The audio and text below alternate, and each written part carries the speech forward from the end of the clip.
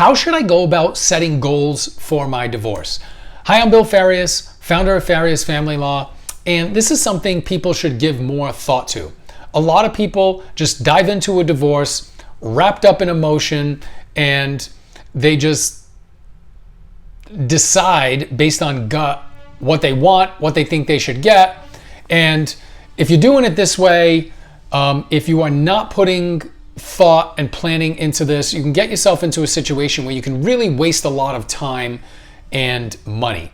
So my suggestion is a 3-step process for thinking about and taking action on what you want out of your divorce. Step 1 is reduce emotion. Step 2 is visualize your post-divorce life. And step 3 is meet with an attorney and set reasonable goals for your divorce.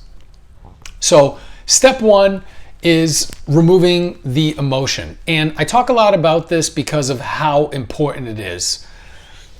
By its nature, divorce is an emotional practice area, and it's an emotional transition for a lot of people. If you cannot keep those emotions under control, you are going to make poor decisions. It's really as simple as that. And so it's really important, if you are facing divorce, to do what you need to in order to gain control of your emotions. Getting back to the basics and just taking care of yourself, getting some counseling in place, just really getting yourself to a point where you can step back and look at your circumstances objectively so that you can make good decisions. So get control of your emotions. Number 2, visualize your post-divorce life.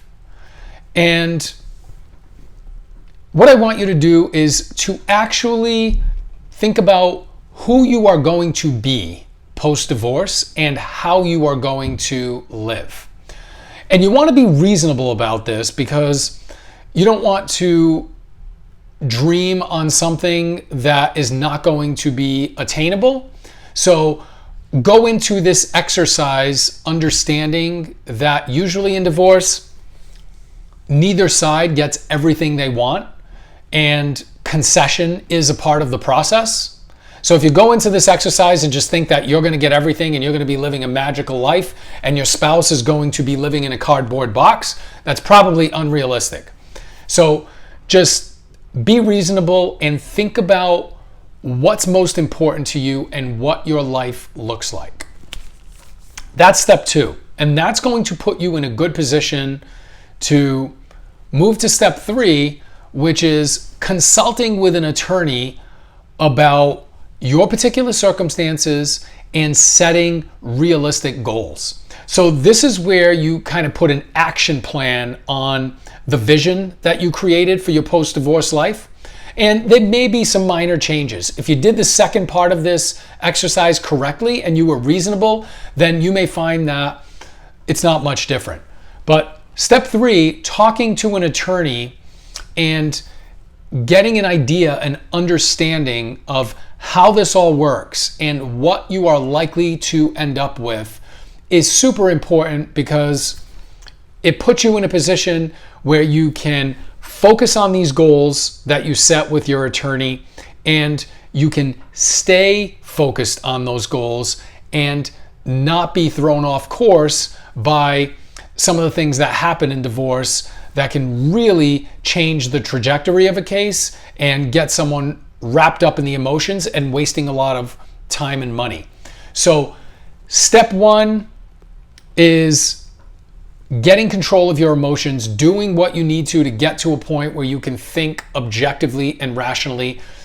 Step 2 is with an eye toward reasonableness, visualizing your post-divorce life and thinking about what is most important to you. Focus on the 1 or 2 things that are most important. And then step 3, meeting with an attorney and setting those reasonable goals to crystallize your vision into an action plan.